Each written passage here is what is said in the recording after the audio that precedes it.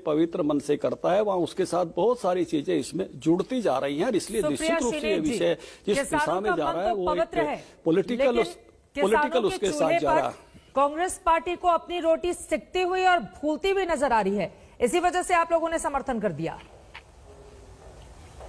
ये ना कांग्रेस की लड़ाई है ना भाजपा की लड़ाई है, पहले तो ये क्लियर कर दें, ये देश के किसान की लड़ाई है। 62 करोड़ किसानों की जीवन याचना की, उनके हक की बात है यहाँ पर। तो ये ना कांग्रेस की बात है ना भाजपा की बात है। हम उस पूरे परिवेश में भाजपा और कांग्रेस दोनों बहुत छोटे हैं। मैं 2-4 बातें कहना चाहती हूँ आपके लिए राजनीति में। उसके पहले कुछ कहना चाहती हूँ। भाजपा के प्रवक्ता ने कहा कि बड़ी संजीदगी से बातें हो रही हैं, अच्छी बात है। ये बातें तो कानून बनने से पहले होनी चाहिए थी। विचार विमर्श, सजेशंस लेना, ये तो कानून बनने से पहले होना चाहिए था। जून में आपने कानून बना के पारित करके ऑर्डिनेंस किसी तरह से पास करा दिया। वॉइस वोट से सबने देखा कितनी बर्बरता करी गई थी, राज्यसभा में वो पास हो गया।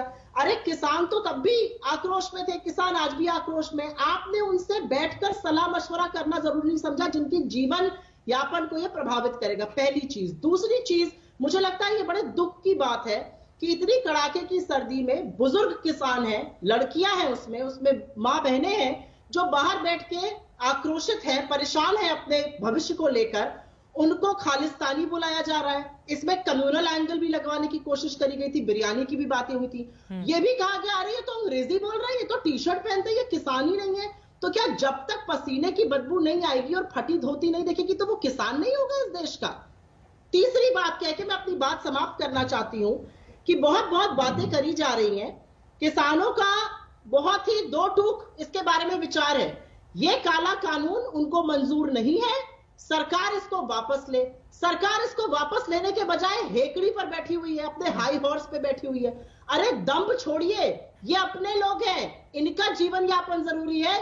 पूंजीपतियों का सहारा इस समय मत बनिए, इस समय देश के कृषक की रीढ़ हड्डी बनिए, तभी आपको देश स्वीकारेगा। राकेश टिकैत जी, लेकिन अब सीधा से सवाल मैं आपसे कर लेती हूं। सरकार की ओर से बार बार यही कहा जा रहा है कि दरअसल जिसका जिक्र यहां पर सुप्रिया श्रीनेत कर रही थी कि फटी धोती और जब तक बदबू नहीं आए तब तक क्या वो किसान नहीं माना जाएगा, लेकिन सरकार का यही कहना है कि देखिए किसानों की जीवन स्तर को बेहतर बनाने के लिए उनके पास ज्यादा से ज्यादा पैसा है, इसके लिए किसानों के हित में ये कानून लेकर हम आए हैं।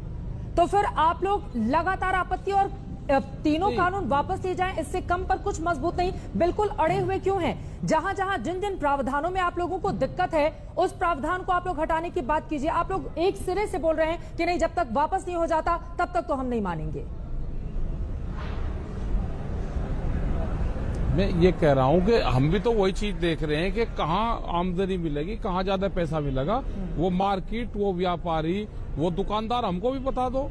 किसान पूरा बर्बाद होकर जब आंदोलन पाया है, किसान पूर्ण रूप से तबाह हो गया है।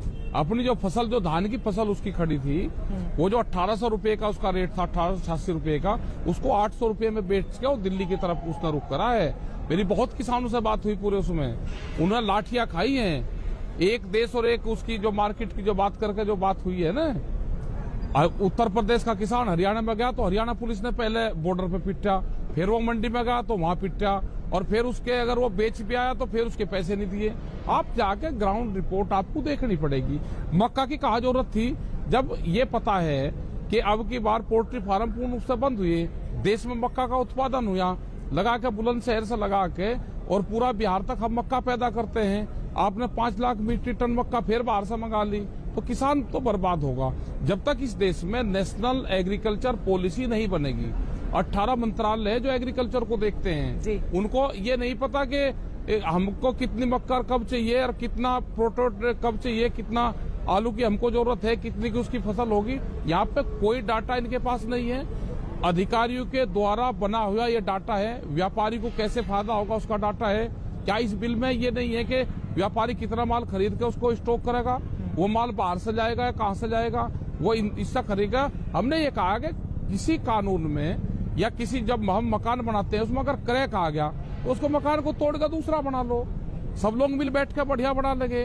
जब नया भूमि अधिग्रहण एक्ट बना था तो क्या वो अकेले कांग्रेस ने बनाया था? कांग्रेस की सरकार थी, सुमित्रा महाजन जो बीजेपी की बड़ी लीडर है हमारी, स्टैंडिंग कमेटी की चेयरमैन थी। हम सब किसानों से भी पूछा गया, सारी पार्टी के लोगों ने उसको बनाया। एक बेहतरीन ड्राफ्ट भूमि अधिग्रहण आया, और वो देश ने मानना। ठीक है, तो इसको भी बढ़ा लेंगे, अगर किसी चीज की जरूरत होगी तो बढ़ा लेंगे, दोबारा बढ़ा लेंगे। हमारा सवाल ये है कि एमएसपी पे कानून लेकर आओ, उसको कानून के दायरे में लाओ, उसके कम पे खरीदना हो, ये कानून देश को बनाना पड़ेगा। ये 3 बिल वापसी ले लो, यही तो किसानों का सवाल है। आप इसको लेकर फिर नया ढांचा तैयार कर लेंगे। राकेश जी, सरकार कह रही है एमएसपी तो जस का तस, हाँ, बात तो यही है ना कि जो, हाँ, मैं बिल्कुल